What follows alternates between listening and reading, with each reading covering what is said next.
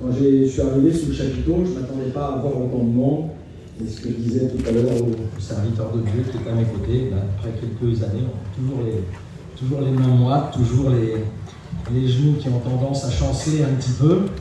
Mais voilà, on est chargé de porter la parole de Dieu et c'est un grand honneur que les frères nous font. Et je vous en remercie de tout cœur. On est venu avec une équipe, vous l'avez entendu, merci à Tony, et puis tu vois tous ceux qui ont participé au programme. C'est vraiment un bon moment et je voyais tout à l'heure tous les frères, les sœurs et je pensais à ce texte qu'on a dans notre convention, ce texte de Actes, chapitre 28. Lorsque l'apôtre Paul arrive à Rome, il va passer les dernières années de sa vie, les 2 dernières années de sa vie.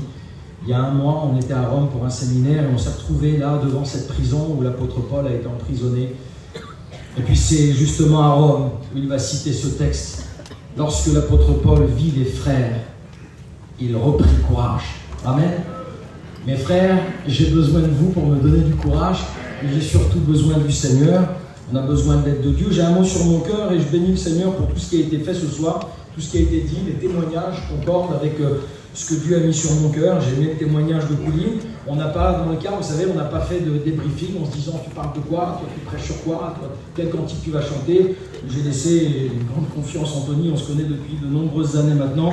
Il a fait son programme et je bénis le nom du Seigneur par rapport à ce qu'on a entendu ce soir. Vous savez, c'est un moment important qu'on est en train de passer. Les frères m'ont demandé de porter la parole et de pouvoir parler de Jésus, faire l'évangélisation. On ne va pas se compliquer, je ne vois pas pourquoi je me compliquerai. Je vais vous parler d'un sujet très simple, un sujet que beaucoup d'entre vous connaissez. Alors on va lire notre Bible, si vous le voulez bien, ça se trouve dans l'évangile de Luc, au chapitre 15.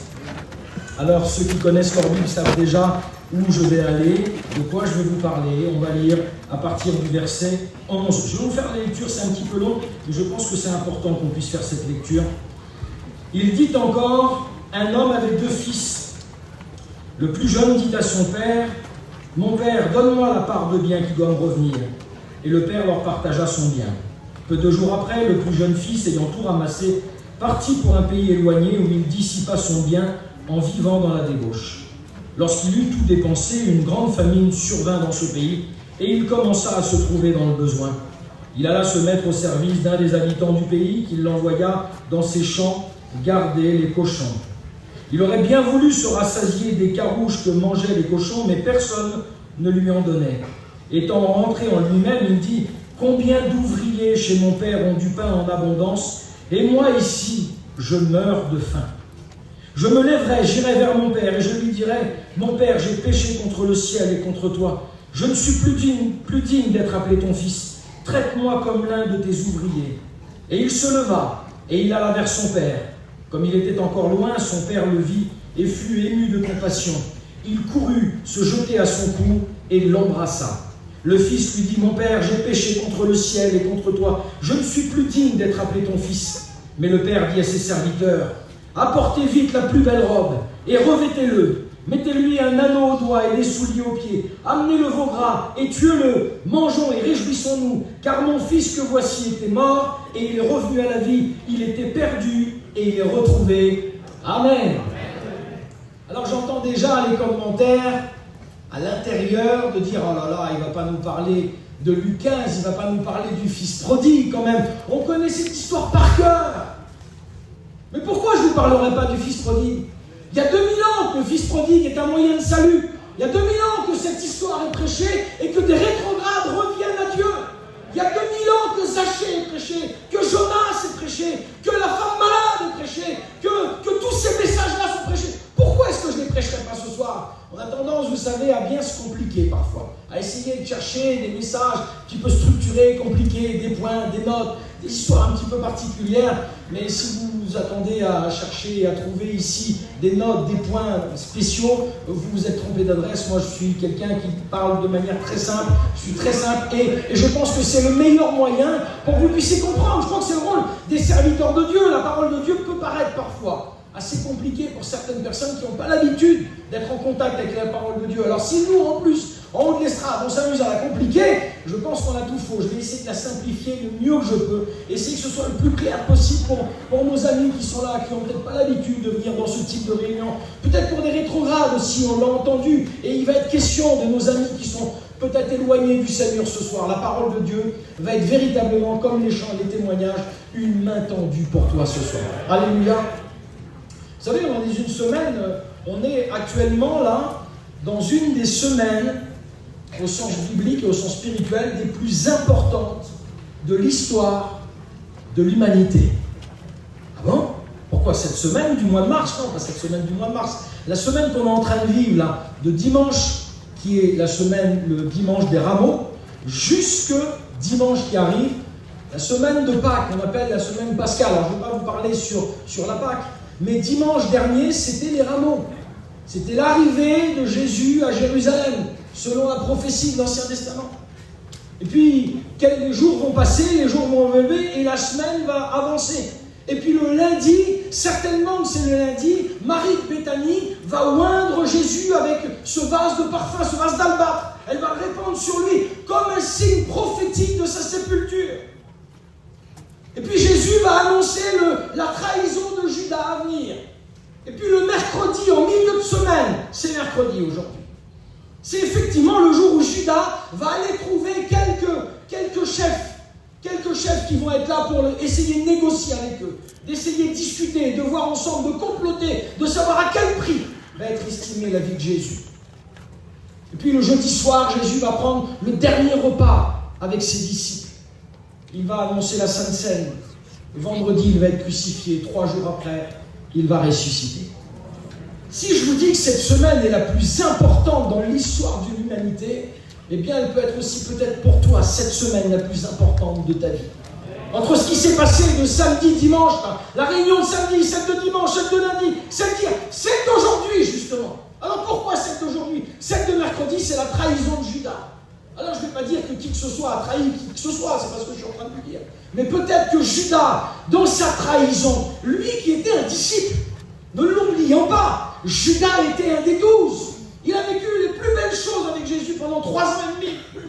Mais qu'est-ce qui a bien pu se passer dans sa tête, dans son cœur, pour que Satan remplisse son cœur à ce point-là, pour qu'il puisse prendre cette décision, pour qu'il puisse quitter la communion du Seigneur, pour qu'il puisse avoir envie véritablement de se détourner, l'appât du gain. Je ne sais pas ce qui a motivé son cœur, évidemment la volonté de Dieu, le plan rédempteur de Christ. Mais toujours est-il, c'est qu'il fut un moment où il était tout près du Seigneur, il a vécu des choses exceptionnelles avec Jésus.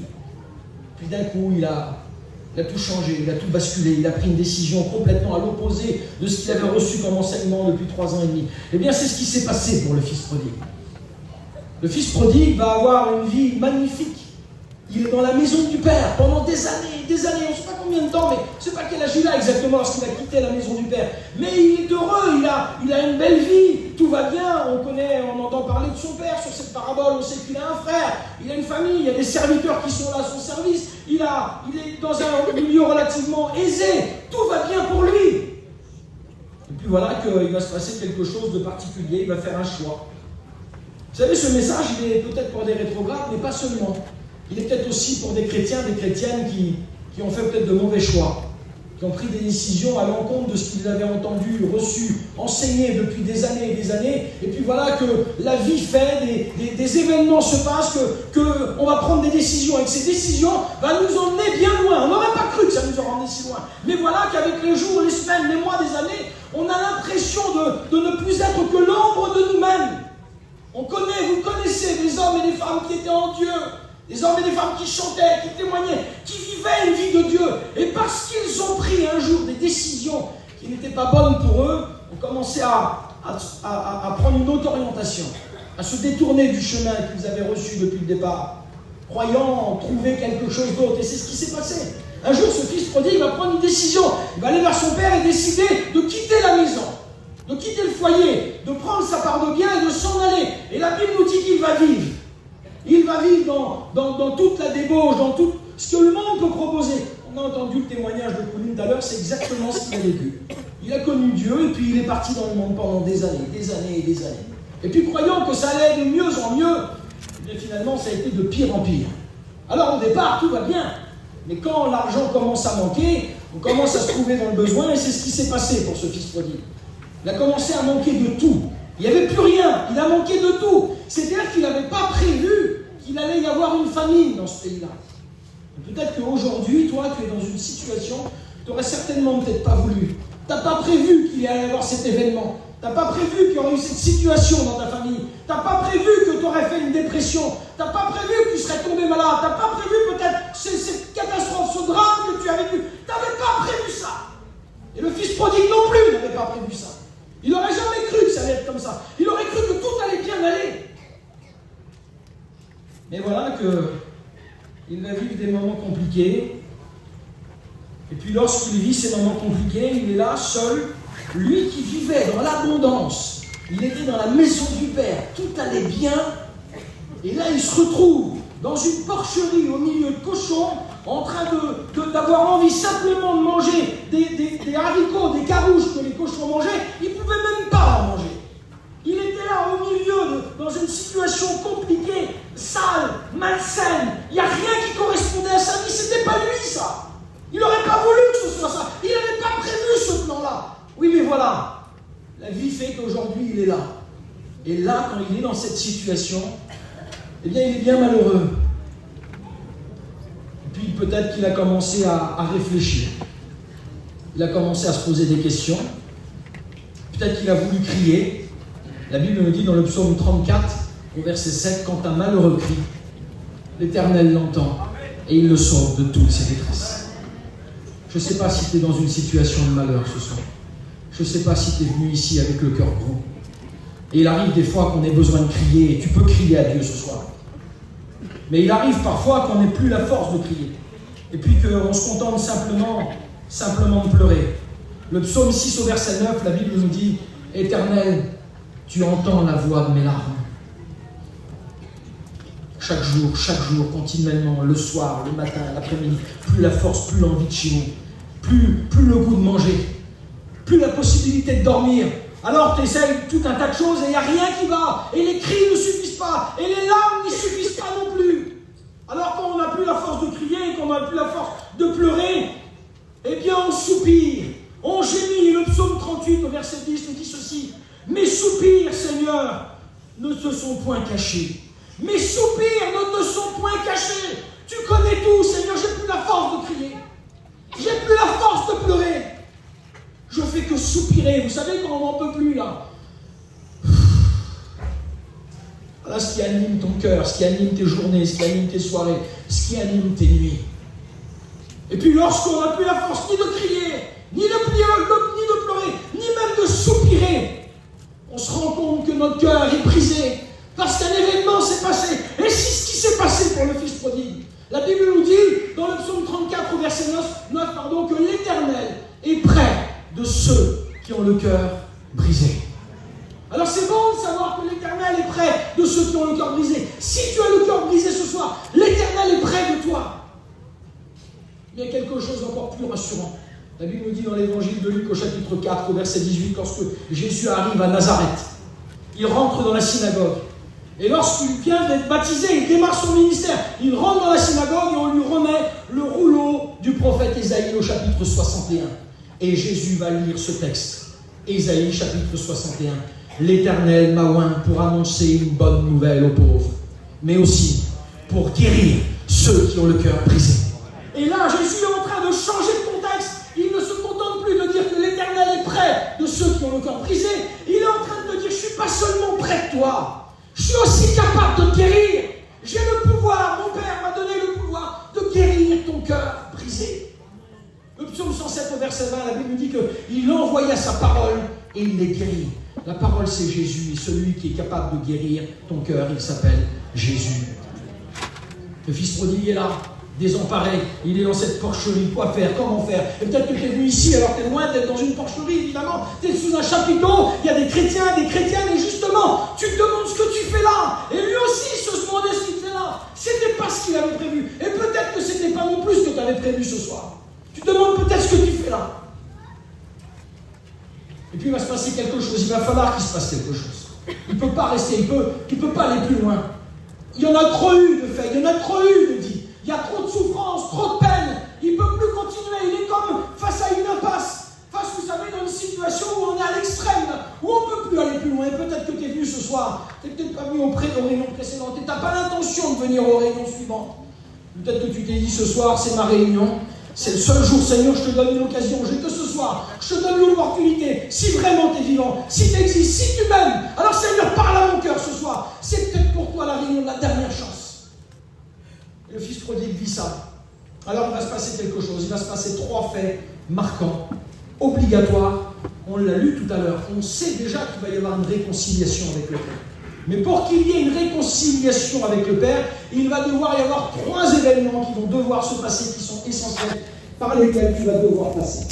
Alors ce soir, moi je suis avec les serviteurs de Dieu, on est avec les chrétiens ensemble, et on est là pour t'aider. Et je suis là pour te donner les moyens, pour t'expliquer comment faire. Je suis dans une situation comme ça, comment faire maintenant pour me réconcilier avec Dieu? Parce que c'est ce que la Bible dit, de Corinthiens 5,18, nous vous en supplions, au nom de Jésus-Christ. Soyez réconciliés avec Dieu. C'est pour ça que le chapiteau est monté. C'est pour ça que les frères font cette mission, pour que tu sois réconcilié avec Dieu. Peut-être que tu es venu ici, tu es peut-être en colère. Tu as peut-être ton cœur qui est meurtri, rempli de haine, rempli de colère, rempli de peine et de chagrin, croyant qu'il y a une injustice. Seigneur, qu'est-ce qui s'est passé? Pourquoi je suis arrivé là? Pourquoi je suis ici? Pourquoi il s'est passé tant de problèmes autour de moi? Comment faire pour se réconcilier avec le Père? Comment faire pour retourner là-bas? Ici, on est fait trop. J'en ai trop dit, je suis allé trop loin. Regarde dans quelle situation je suis.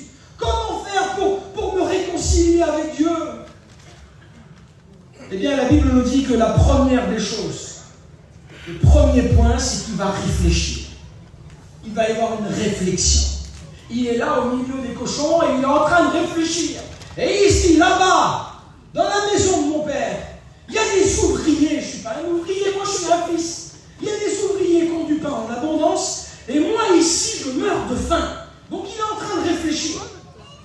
Et la Bible nous dit, au jour du malheur, au chapitre 7 du livre de l'Ecclésiaste, au verset 14. Au jour du bonheur, réjouis-toi. Mais au jour du malheur, réfléchis.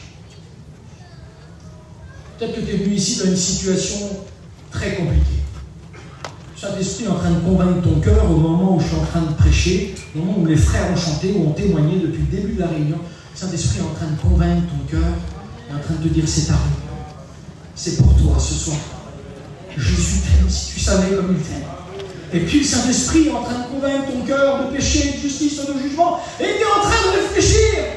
Comme le fils prodigue est en train de comprendre, de se dire Seigneur, mais dans quelle situation je suis? Dans quel état je suis? Comment ai-je pu en arriver là? Et c'est ce qu'il est en train de comprendre, le fils prodigue. Le premier point, c'est une réflexion. Mais c'est bien de réfléchir. Mais ça ne suffit pas pour qu'il y ait la réconciliation. La réflexion ne suffit pas à la réconciliation.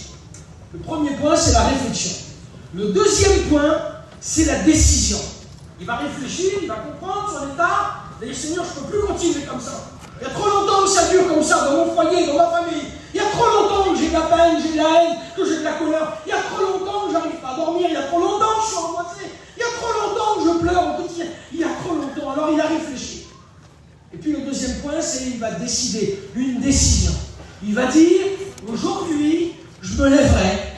Je me lèverai, je vais le faire. Je me lèverai et j'irai vers mon Père. Et puis je lui demanderai pardon. Et je dirai à mon Père, j'ai péché contre le ciel et contre toi. Je suis plus digne d'attraper ton fils. Il a réfléchi à tout un stratagème. Il a commencé à réfléchir comment il allait faire. Et peut-être que tu es venu ici à la réunion. Et là tout de suite, tu es en train de réfléchir.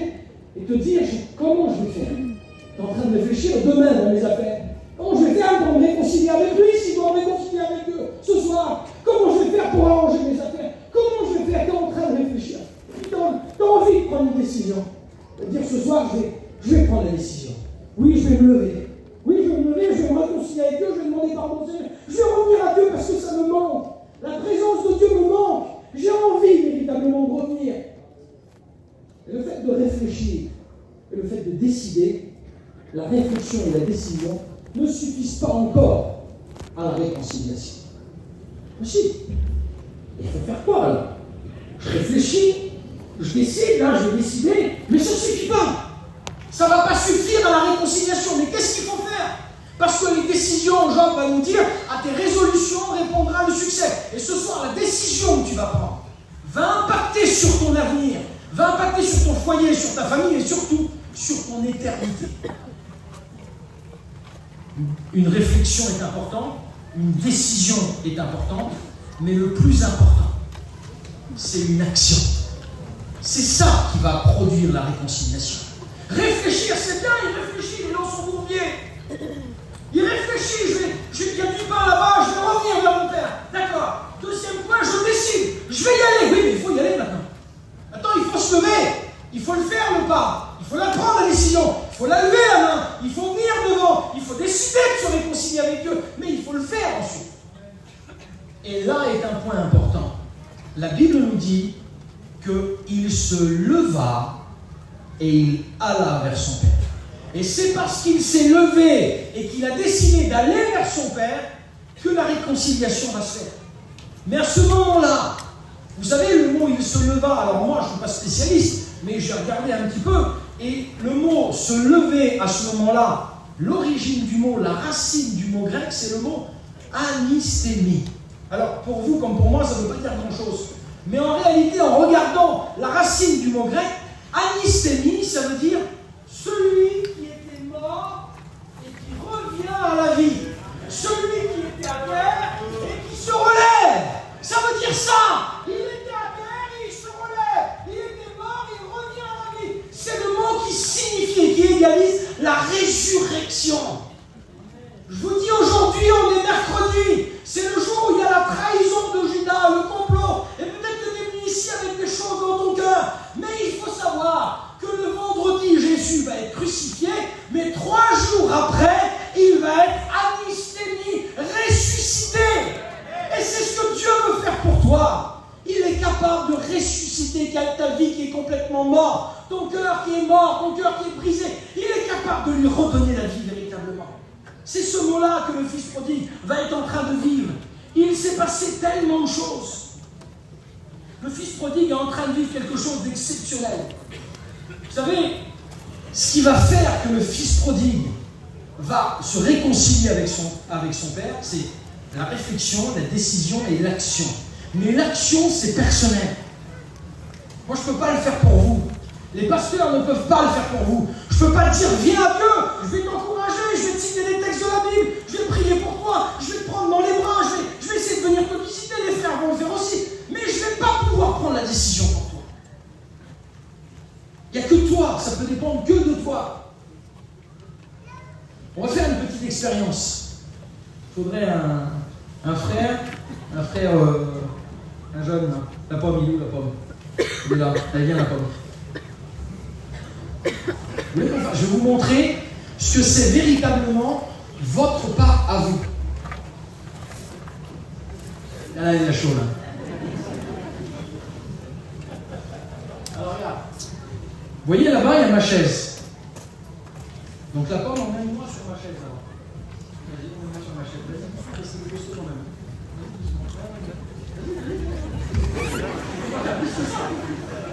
Bon, allez, vas-y, pourquoi je vous dis ça? Il aurait largement peut-être la possibilité, parce qu'il est jeune, il est plus jeune que moi et certainement plus costaud. Il va me prendre, il va essayer de m'amener là-bas, il va me tirer, il va me pousser, me porter comme il veut. Il va essayer de me mettre là-bas, mais je rentre là. Si j'ai pas envie d'y aller, je n'irai pas là-bas. La seule raison qui va faire que j'irai là-bas, c'est que moi j'aurais décidé. Et ça sera facile. Si je veux y aller, je vais. Regardez, je vais m'asseoir sur ma chaise. Pourquoi?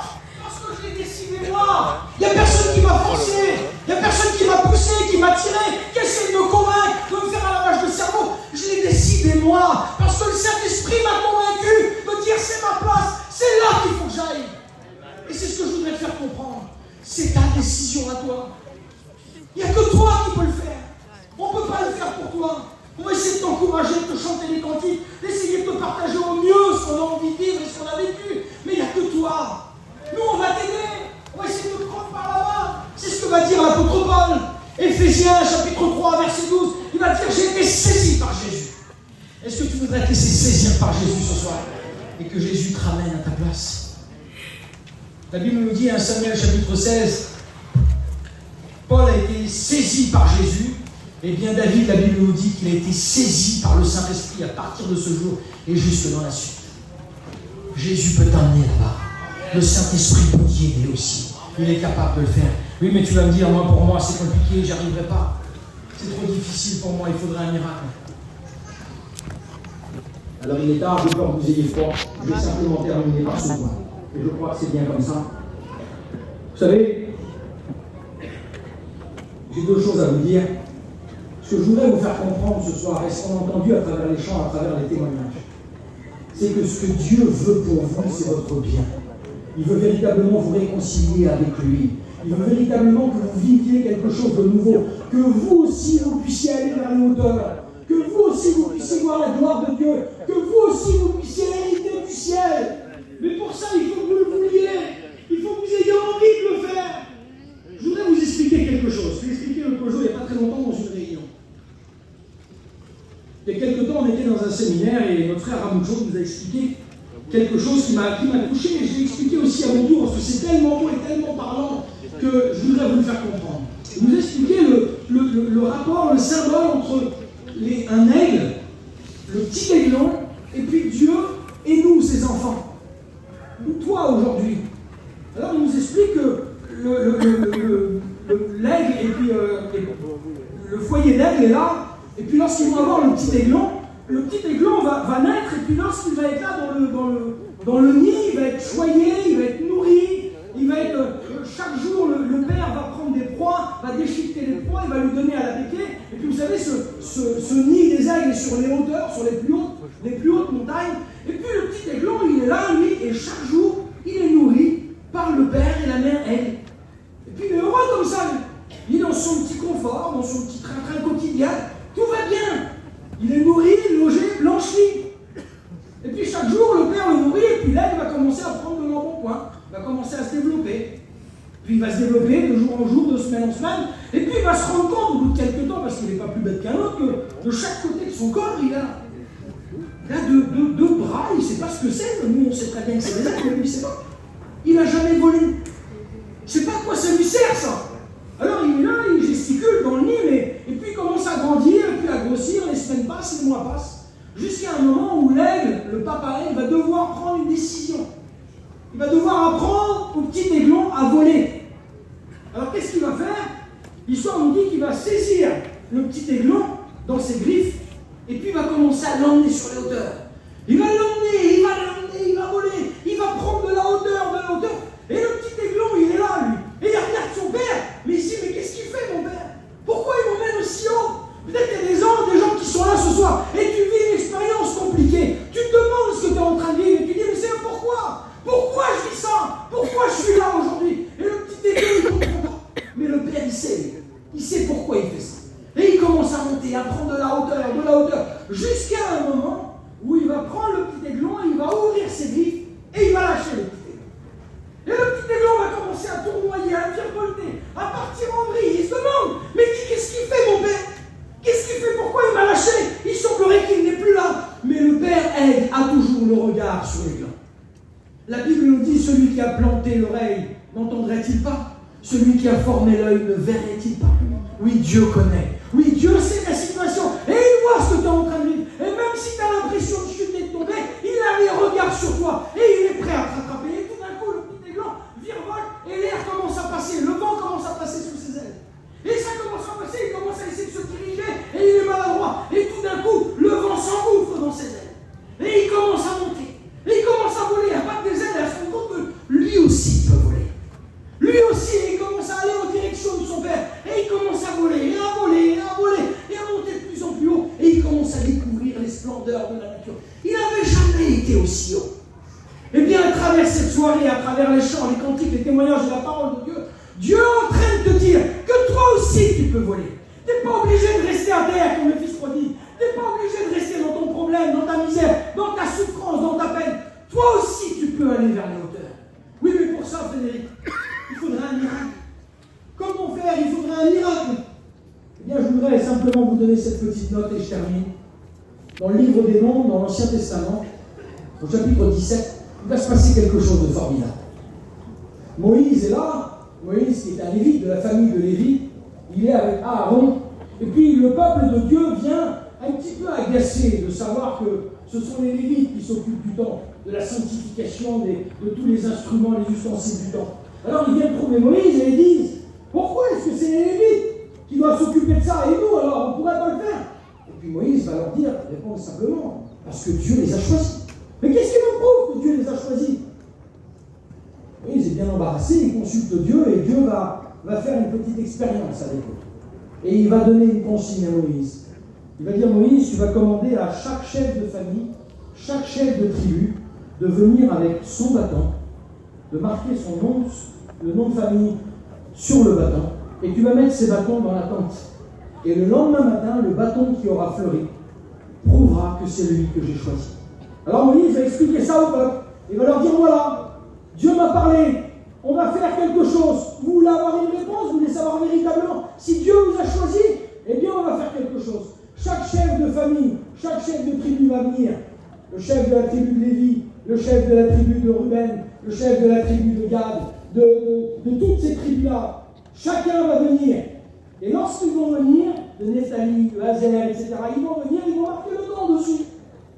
Et puis Ruben va marquer Ruben sur le bâton. Et puis Gad va marquer Gad sur le bâton, et ainsi de suite. Et les 12 bâtons vont être mis là, y compris celui de Aaron. Et la Bible nous dit que le lendemain matin, les 12 bâtons sont là alignés. Et certainement tout le peuple a dû attendre devant la tente. Et se dit, qu'est-ce qui va se passer? Est-ce que c'est notre famille qui va être choisie? Est-ce que Dieu s'est trompé? Est-ce que Dieu a eu raison? Est-ce que c'est vraiment les Lévites? Et le lendemain matin, Moïse va prendre les bâtons. Il va prendre le bâton de Ruben. Et il va voir que ce bâton en bois, eh bien, il n'y a rien qui a fleuri dessus. Il va leur dire, Ruben, reprends ton bâton. Dieu ne vous a pas choisi. Et ainsi de suite, chacune des familles, jusqu'au bâton d'Aaron. Et sur le bâton d'Aaron, qui est un bâton de bois mort, ça fait des temps et des temps qu'il a ce bâton à la main. Il est mort, il n'y a rien. Et c'est ce que va dire le fils prodigue. Il va dire, moi je suis comme mort là-bas, dans la maison, là-bas, je pourrais revenir dans la maison. Je suis là-bas avec les cochons comme mort. Comment je vais faire pour retourner dans la maison du Père? Et peut-être que tu es venu ici ce soir comme mort. Et ce bâton, il est mort. Il n'y a rien qui peut se passer. Sauf que quand Dieu décide quelque chose, quand Dieu porte ses regards sur quelqu'un, de ce qui est mort, de ce qui n'a aucune vie, la Bible nous dit que ce bâton qui est en bois d'amandier, l'amandier, pour ceux qui font les lagages et qui connaissent un petit peu les arbres, c'est le premier arbre fruitier qui va fleurir. Avant l'abricotier, avant le pommier, avant le cerisier, c'est l'amandier qui fleurit en premier. Vous savez pourquoi? Parce que l'origine du mot amandier, c'est le même que anistémie, celui que je vous ai dit tout à l'heure, celui qui est à terre et celui qui se relève. Parce que la signification d'amandier, c'est celui qui se réveille. Et lorsque Moïse va prendre le bâton d'amandier et qu'il va le lever, il va voir que sur ce bâton, il va y avoir des feuilles qui vont en pousser dans la nuit. C'est pas possible ça. Il va y avoir des fleurs qui vont pousser dans la nuit, des bourgeons et mieux encore, des fruits, des amandes. Pourquoi je te dis ça? Parce que ce soir, si tu es venu ici et que tu es peut-être comme mort, avec le corps brisé, tu es en miettes, tu es fatigué, tu n'en peux plus, tu n'as plus de force. Eh bien, si tu laisses le Seigneur te saisir par la main, eh bien, de ce bâton qui est mort, de ce que tu dis, je suis comme mort, j'ai plus de force, depuis ce drame, depuis cet événement, depuis cette décision, depuis ce choix, j'ai plus la force, Seigneur. Si tu laisses le Seigneur te prendre par la main, eh bien, il va y avoir comme des bourgeons qui vont commencer à mettre dans ton cœur et à dire si c'est possible. Si seulement c'était possible, peut-être que des fleurs vont arriver et de dire Seigneur, si c'était possible pour moi aussi, si moi aussi je pouvais devenir un chrétien, si je pouvais revenir dans la maison du Père, et puis le lendemain, demain matin, lorsque tu vas te réveiller, il y aura des fruits qui auront poussé, l'amour va commencer à arriver dans ton cœur, tous les fruits de l'esprit, la joie de l'esprit, la patience, tous ces fruits que tu n'as pas, et bien Dieu est capable de le recréer. C'est pas possible, si c'est possible. Ce qui se fait normalement un processus d'un an, en une nuit, Dieu est capable de le faire. Et mieux encore, en une soirée, il est capable de le faire. Tu es peut-être venu ce soir comme le fils prodigue. Tu es peut-être venu comme ce bâton, comme mort, fatigué, épuisé de la vie. Mais laisse-moi te dire que si tu n'as pas trouvé de solution dans le monde, ni dans l'alcool, ni dans la drogue, ni dans les voyages, ni dans l'argent, ni dans les terrains, ni dans les campings, ton cœur est fatigué, ton cœur est comme brisé. Laisse-moi te dire que Dieu est capable de restaurer ton cœur. Comme ce mot du fils prodigue, il se leva, anistémie, celui qui est à terre et qui se relève. L'amandier, ça veut dire exactement la même chose. C'est le symbole de la résurrection. Et parce qu'on est la semaine de Pâques, je vous parle de la résurrection, parce que ce que Dieu a été capable de faire avec son fils Jésus, il est capable de le faire pour toi. Si tu es mort spirituellement, Dieu est capable de ressusciter ton cœur véritablement. Je voudrais qu'on prie, Seigneur.